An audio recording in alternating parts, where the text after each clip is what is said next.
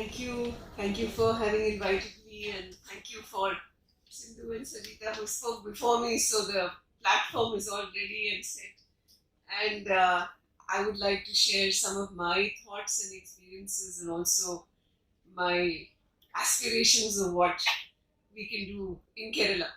So I think that what is happening today, and I think it has been raised at least, and all of you know better in terms of education. What are the kinds of struggles that we are going through? And even yesterday, as I drove down here, my friends, I mean, I happened to stop at very historic places. We've already always spoken about Narayan Guru, but first time stopped at a campus where the whole campus was around his influence and how he had triggered a lot of what we call social reform. And today we see the impact in many ways. And I agree with Sindhu that, when what happens in Kerala can be quite different of how we look at Kerala. And I have a lot of expectations, I must say. I mean, today I don't think that just saying that so many women have come up and education is this and this is the GER, I mean, all these figures don't mean so much as the fact that today you can wear what you want. You probably have students have leave, which will now be menstrual leave. You can eat what you want. You still have beef curry or fried beef on your menu without having any qualms of it. You can marry whom you want. You celebrate Onam in the most, what we call secular, even the word is being erased. But I'm just saying that all that is there. But, and what Sindhu has said. It is shocking to hear that whenever the word gender is used, it's used only for women, even in documents. And I've been sharing with Mini, we find these position papers which talk about gender as if it's only a question of women or girls. There's nothing else, there's no one else there involved. Or when we find that we are talking of a knowledge economy, every time I hear this word, what is this? This is a completely neoliberal term, which is the economy of knowledge. It's not a knowledge economy. So why are we using these mixed signals? Why are we also not being very clear focused on what is happening to education? And we must remember, and this is something I always sort of go back to some of our education policies, or I go back to the constitution, or I go back to even before the constitution was made, when this was being discussed, that should we have a vote? Should everyone have a vote in this country? Because most other democracies then did not have everyone with franchise, universal. There was not that, Either you had to be educated, or you had to have land, or you had to have some credentials. And you know that even in Europe, many democracies got a vote. Women got a vote after us. So what was this radical dream of what kind of an India, what kind of a society right after partition? A very, very devastating partition. The biggest number of millions of people displaced, thrown out of their homes, and actually families suffered what they did. I come from that part of the country, one part where the state today has been demoted. It's called a union territory. I mean, this is what's happening. So what is it? And when education was discussed by the founders of our country and our freedom, if I can say that, they were talking in this, and Gandhi, Ambedkar clearly said we are going to have unadulterated universal franchise. Because like Ambedkar said, if today we ask, are you educated, and then say you can vote, then it's a double burden and a double harassment of people who for centuries have been deprived of education. Now we can't say they're depriving people of the vote. But, and that's what our commission said, that's what our policy said, education will play that role. Education will be the site of that struggle, and where equity and justice will continuously, I mean, like people who study the constitution, legal experts call it a pedagogic project, a pedagogic transformative project, the constitution. Because it accepts that we have these disparities, it accepts that our literacy levels were less than 10%, it accepts the inequities in caste and gender and religion, everything. But it shows us a way. talking about transformation. So when we talk about transformation and we come to Kerala and we get energized every time we come, but we also today see that what is happening in the country, Kerala seems to be quite oblivious of it. The youth hardly seems to know what's happening in other parts of the country, whether it's Karnataka, whether it's UP, whether it's Haryana, whether it's anywhere else. And all of you and the youth, everyone has a very potent tool in their hands. We have these devices. We really can use these devices much more than we're using them. And I think Sindhu also pointed to this. Our creativity or our activism can't be on social media. Social media, in fact, is something which actually disrupts democracy, which actually damages democracy. In fact, if we read a book like The Weapons of Math Destruction, or we see a film called Social Media, you must all see this film called Social Media, Social Dilemma it's called, where people, the technologists and scientists and computer scientists who actually devised social media, the person who devised the like function, we have this like and dislike, the person who devised the like function says, I didn't know this can be such a weapon against democracy. So what is happening? And psychologists are telling us that this whole ecosystem of false and fake and post-truth that we are living in actually is like a drug. When we see some news on WhatsApp University, it triggers our adrenaline. It really gives us a high. And it doesn't then, after that, we don't want to find out what the truth is. We don't need to find out what the truth is. But education. And Kerala, and one district in Kerala, Kannur district, if I'm right, had a program called Satyameva Jayate, right from school years in primary and elementary school, because I spoke to the collector who then told me that this was at the time of the Nipah virus, I think, and people were not taking vaccination. So he decided that let children use their education. So in school, they were being trained to find out, how do we find out whether this is a fake media or it's true? How can I find out if this thing on my phone or my parents' phone is actually false news or it's a true video? Now we need that kind of vaccination against what's happening in our country. And Kerala has to play a major role, because education, and this is what our Radha Commission report said in 48, right after partition, right after freedom, that academic, the universities were called the organs of our civilization. And they were said that anything that academic freedom is going to be the most important kind of freedom which we can think of. And they said that the most controversial issues should be raised by teachers. Teachers should have the confidence and freedom to discuss the most controversial issues, because that's the role of education. And they also said that education cannot be an elite, sort of only for the elite. It's not that kind of an advantage that only the elite will have. It's a responsibility for all those for whom it's a responsibility to uphold democracy.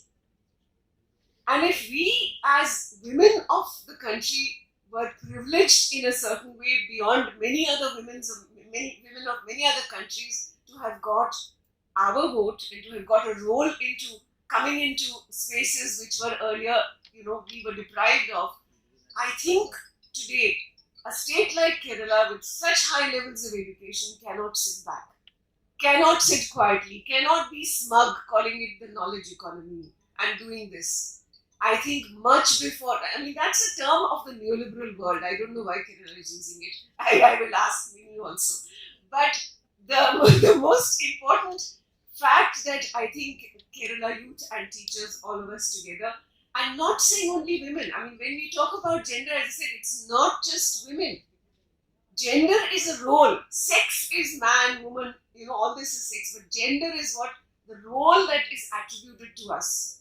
So if there's caregiving, and as Sindhu reminded us that in the COVID caregivers were the one who really actually caregivers or farmers, who actually really fought against what was happening to the economy and the total devastation that we were finding.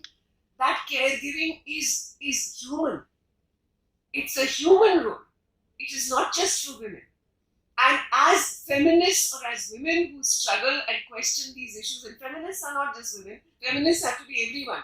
In any discipline, in any area, we have to look at it, because the feminist approaches to economy, to anthropology, to science, to history have actually talked about more inclusive ways of looking at those disciplines, because those disciplines also have actually erased a lot of contributions of whether the poor, whether the working class, who were never accredited, even by scientists, never accredited for what they learned from the working class or the mechanics or women or others. So all people who are normally kept out of the arena of this so-called privilege called knowledge, because the others are called skill or even unskilled, and you were told that unpaid labor, what does that mean?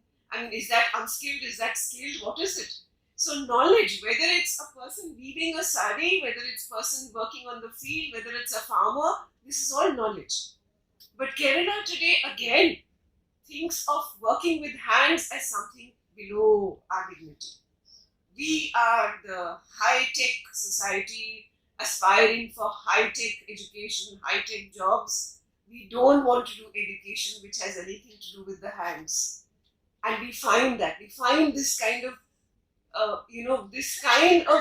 really trying to look down on vocational courses. Terrible word, vocational courses. Why? So even I say, yes, let's not call it vocational, let's call it work-based. Because all of us need work-based courses, education. So this high-collar separation of knowledge will be somewhere and skills will be somewhere, and Kerala has high secondary schools which are separate. In colleges also, I don't know how much we integrate work with knowledge, whether we are doing a course on anthropology or on physics or mathematics. Are these only courses which are considered that this is only your mind, your brain work, it is nothing else to do? We separate theory from practical. I think this has to go. I think if we are looking at addressing issues of gender, we are also looking at addressing issues of other dichotomies. Other dichotomies, not just in society, in academics, in courses, in disciplines. And that will need to be done very carefully. So yesterday, also when we were talking about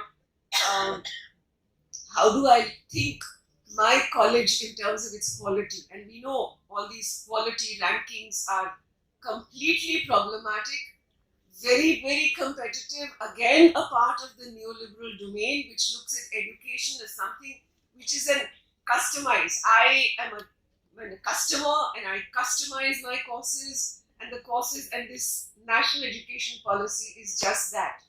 It's just completely making it into a form of a marketplace where students and teachers, everyone is just trying to get some points. Teachers are trying to get points for their promotions, points for everything.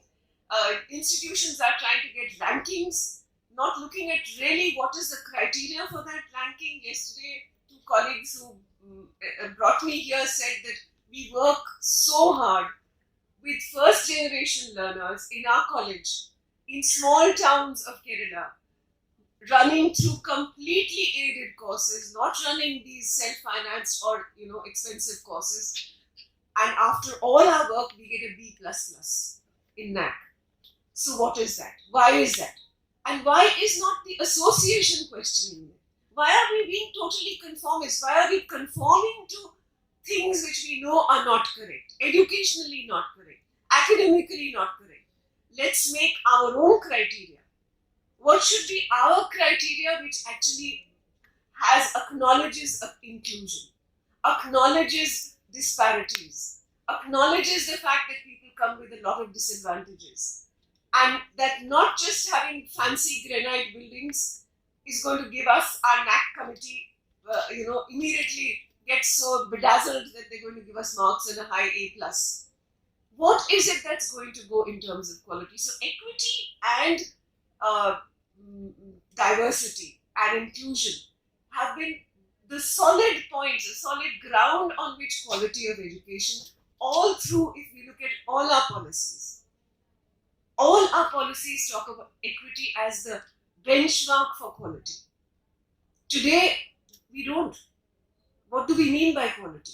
So I think this association and people who come through this kind of a culturally responsive framework of understanding, an inclusive framework which is not looking at men and women as playing separate roles, but questioning the status quo, because that's what education is about. A critical pedagogy that we deal with, that we teach, both the textbooks that we develop in school or the B.Ed program or M.Ed or MPhil that we conduct. Critical pedagogy is something that my work is based on. And that's a pedagogy of questioning. It's a pedagogy of justice, of social justice. Like Paulo Freire's work. It's a pedagogy which questions inequity, whatever subject we teach. It doesn't have to be only in language or social studies. Chemistry, mathematics, that's what we did even in the textbooks, at least at the elementary level. But that should be what I think this association can do. When teachers who are really deeply embedded within their work and their practice and their social sort of responsibility of what they think education is about, now say that this is how we will look at quality. Whether it's marks or points or grades, I mean, that's a different thing. But these are the immediate requirements and requisites for any institution. And I think that when I talk of gender audit, when I was talking that, Kerala is talking a lot about gender audit, and I said gender audit in a participatory way, gender audit by the people themselves, by teachers, by students, by everyone. But I think whether it's a gender audit, even within that, I would look at this. I would look at equity, I would look at quality. How does this institution look at this? The quality of my education, the quality of my courses, the way the students, the kind of opportunities students get. I recall that in COVID, what really shook me was when one of our best resourced colleges called Lady Shri Ram College in Delhi University, there was a student from that college who went from a small village in Telangana because she came at, she got very good marks in her board exam. She came all the way to Lady Shri Ram, which is considered a very elite college in Delhi, and she joined mathematics. I mean, this trajectory has such a low probability for anyone to do. From a poor family, her father a mechanic, her mother a tailor, and she comes to this college to do mathematics. And suddenly there was COVID. She was staying in the hostel. Suddenly there was COVID. After the first time, she was telling the students' union people that on this phone, I cannot do any mathematics. I cannot do any assignments. I really cannot continue with this course like this. I need some help. The college is so well resourced that I tell the college people that if you had even set out and said to your alumni that we need some second-hand laptops, you would have been flooded with devices. But we didn't listen. So what is education? Unless we can listen to our students. We don't have to ask them. We just listen to them. And this girl, when she just, suddenly the college sent a notice that you have to vacate your hostel room. It's COVID. How can a student travel thousands of kilometers to vacate a hostel room? Because the college had decided we're going to give hostels only to first year students. Second year, you manage on your own. This was the last straw. She was pushed to her tether, literally, and she hung herself. And when I see her photograph, every time I see her photograph, there's complete turbulence inside me that what are we? I was not in her college, I was not teaching her, but she's our student. That collective responsibility of what did we do to our students during COVID? In the most well-resourced institutions, in a city where second-hand, third-hand, laptops can just literally be showered if you ask for it. So we didn't do that. So I'm just saying that was a point when we noticed that when we look at the last All India survey on higher education, 2019, now another one has come. We see that there is amazing parity in the way women are taking courses, undergraduate courses, master's courses, except for some courses, most of the places they are more. But also in that increase, we see something which is worrying. 11% of the increase till 2019-20 was in online courses. And the new education policy clearly, I read the draft, critiqued the draft, but when it came out during COVID, when no one could question it, there was no discussion, no debate, only one section was added to that, and that was on technology, on education technology. And it clearly said that for good quality higher education, you have the option, you have no other, the only option is going to be online courses and open distance learning. The policy actually says that. So what does it mean? We know that my own students in MPhil, in PhD, even in MEd sometimes, they, just because they're going to finish a course, they have taken a course and they want to finish it, they can use that to leverage and fight and delay marriage, for instance. My MPhil students also, literally. I know an MPhil student of mine who was getting a fellowship, a UG's fellowship, which is now a good sum, which also gives you an HRA and things like that. And once I noticed that she stopped working in MPhil, and I wondered why, and she said that she was getting beaten by her father. And this is Delhi University, and this is, the most sort of well-known institutions. She was getting beaten by her father because she was refusing to see the prospective boys who were coming to see her for a marriage arrangement. And I was shocked because she really looked like she was a nervous wreck. She started crying. She said, I'm being beaten. So I said, you are getting one of the most coveted fellowships of the country. At that time, I think it was 35,000 or more for an MPhil. I said, you are getting that. At least you can use that and move out into the hostel, move out near the university to do your course, to finish that. She did that.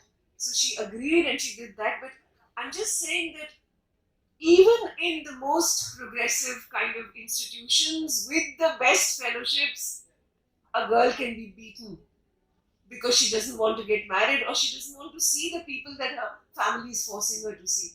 Where are we? Where are we from 48? Where are we from what Radhakrishnan Commission was telling us about the role of education? I'm talking about the role of education.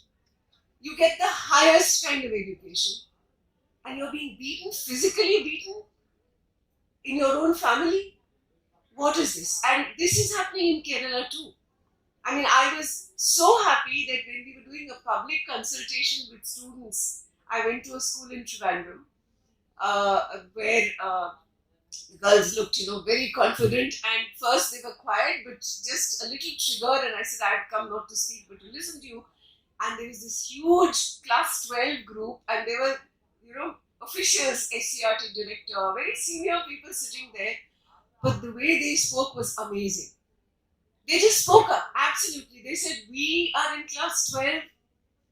Because of our board exams, we need much more time to play, and we need that to really deal with all the tensions. Why is it that we don't have a sports period? We don't have a sports in school. And boys can go and play on the street anytime that they want. So what is this? Why don't you realize that it's important? And the way they spoke, one of them said, why can't we have sexuality education courses? Not girls and boys separately, but together.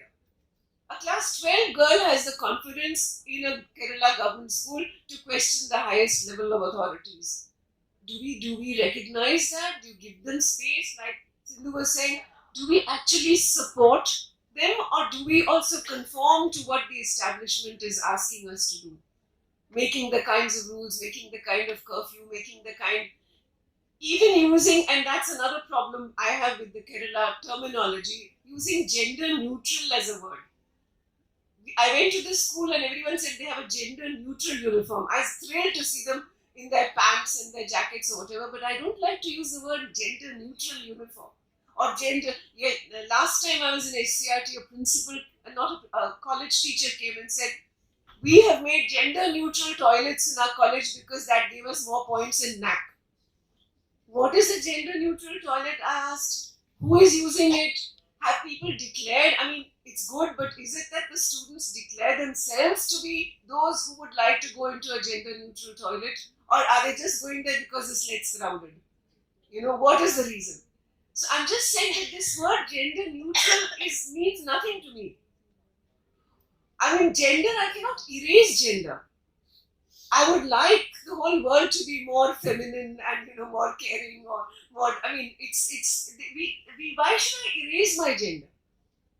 I have masculine traits, I have feminine traits, I do tasks which the world thinks may be masculine, I do tasks which the world thinks, because these are attributes which gender is constructed by society. Some hairstyle might be considered masculine, some hairstyle may be considered feminine, but that doesn't make the person different. So what is gender neutral? We can embrace all kinds of genders in our bodies and all kinds of identities, but let's not erase it, let's not neutralize it, or let's not again. So I think a lot of serious understanding about what kind of a gender audit needs to be done, and which, as I said, should be questioning all our orthodoxies about anything, about the role of certain disciplines, about the role of certain committees, about the composition of those committees, what is happening in terms of the architecture of a classroom. Are we only talking like in a lecture like this? Even our classrooms look only this, then I'm sorry, then they're not very creative, then they're not very democratic. And education was supposed to be tied to democracy in our constitution. So are we democratic? Do we have democratic institutions? I've been talking about democratic schools in Kerala, where I mean not just that the classroom should be democratic, but I mean that students should be running it. Students should take charge of managing schools, and I think students can do it. We are over to burdening our students with our decisions and not realizing that they have enough agency to do things themselves, and they do it with much more consideration to each other. Believe me, in primary school, we have a primary school attached to our department, education department. Class 1 decides what they're going to do if someone doesn't do homework, someone comes in late, someone does this. Class 1 decides it, not the teachers. I used to be surprised when I was taking a B.Ed class and students would walk in and say, may I come in? I used to say, class 1 doesn't ask that, why do you have to ask that? This is your room, this is your class, please come sit. You don't have to ask me and disrupt the whole thing. And I confess, I've taught decades in Delhi University. It's rarely in the year that I've taken a lecture. I don't stand and talk like this for 50 minutes. Maybe just 2-3 times a year. So what is happening in the other days? And that's what's more and more important. I've had classes which were 80, I've had classes which are 50, 20, but I think we can adjust the way we understand teaching and learning so that it's not just transmitted. Because knowledge can never be transmitted. Only information can be transmitted. Knowledge has to be constructed. Constructed by us as learners constructed as a social process. You never can, and that's why I said strong opposition to online education, because online is not education. It is some kind of coaching, some kind of support that you can get. It's not education, because education is a democratic process. It's a social process. I make meaning with someone else. I make meaning when someone can contradict me. My own peer or someone else can say, no, but I think this. Can even frown. Even a frown can help me think better. If my peer frowns and says, oh, but that will help me think better. That will help all of us think better. This is the principle of education. This is the principle. These are our theories of learning. We call it social constructivism. Kerala is using it as a slogan. But I don't see it happening very much in the classroom, or how we understand social constructivism. So when everyone has to construct, you cannot receive it in any way. Through the best oratory of a teacher, through the best smart board or whiteboard or whatever we have, that is not education, that is not knowledge. then how does knowledge construction happen? It really happens in architectures which are different from this kind of a room. And architectures which are not just, oh, you sit in this group, you sit in this group, A, B, C, D, compete with each other. No. Where there's genuinely something that's not trivial, that's not known, and so you tell children, okay, you answer these questions. No. Something deeper, which is not known, and which they are trying to ask. And class 1 children, when we even went to do an assessment, look at their attendance records, which were never kept with them. When they got it and we said, can you tell us? We were just doing some kind of understanding with a maths teacher, maths intern. They were so sensitive. They said, oh, but ma'am, this child has been ill for so long. Her mother is ill, or the father is something. It's always a social connection they make with. It's not just a number and a roll number and so many presents, so many absence. So I'm saying children, their agency, their empathy, they've still not been poisoned, and the toxicity of what is happening in our society today, the divisiveness that's happening has not yet touched them. They actually make better decisions if we support them. And they will tell us, because if in a school they are building the furniture, they are painting the walls, they are doing the devices, they are looking after the devices, when they take control, they do it in a much more compassionate and a much more democratic manner than we do.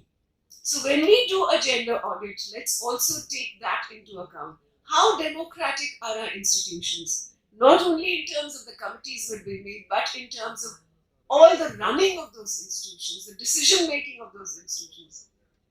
And that is where I said, that is where this difference between this is a high status work and this is low status, this is knowledge, this is skill, that also goes away, because children would love doing anything. They'll paint the wall and they'll do anything.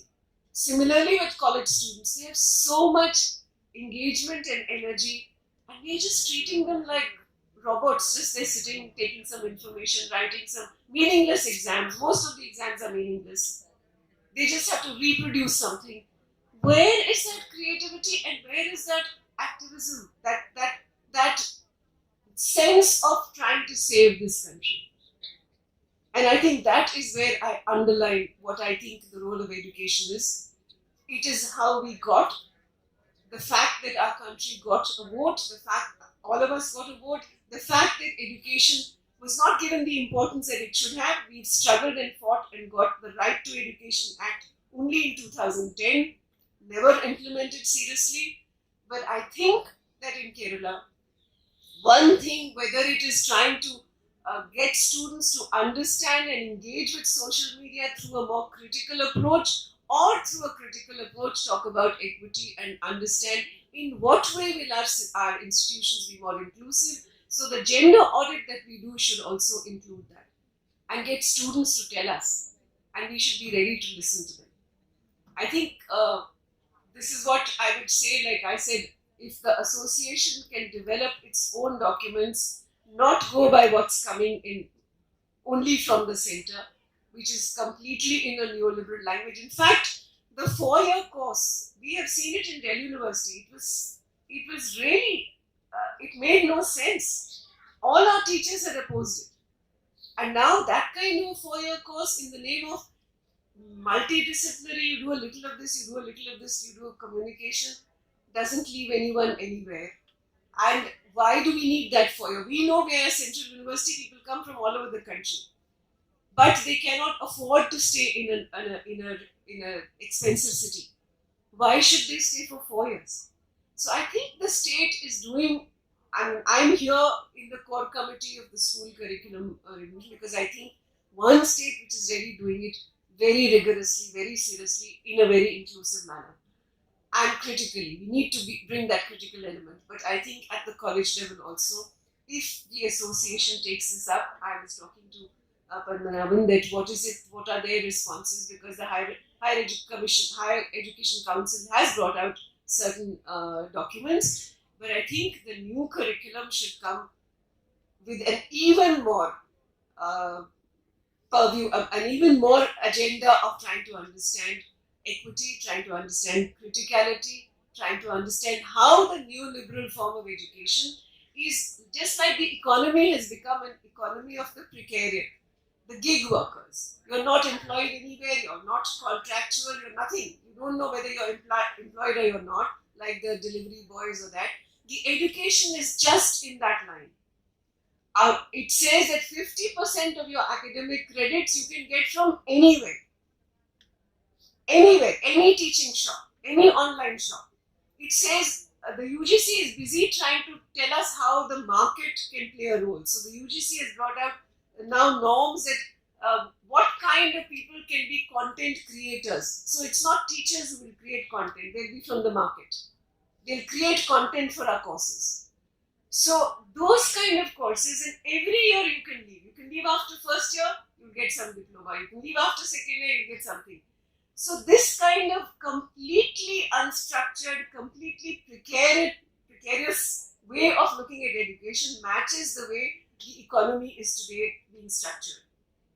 And that is what's going to happen to the future generations. If teachers don't take this up, who will? Who else will?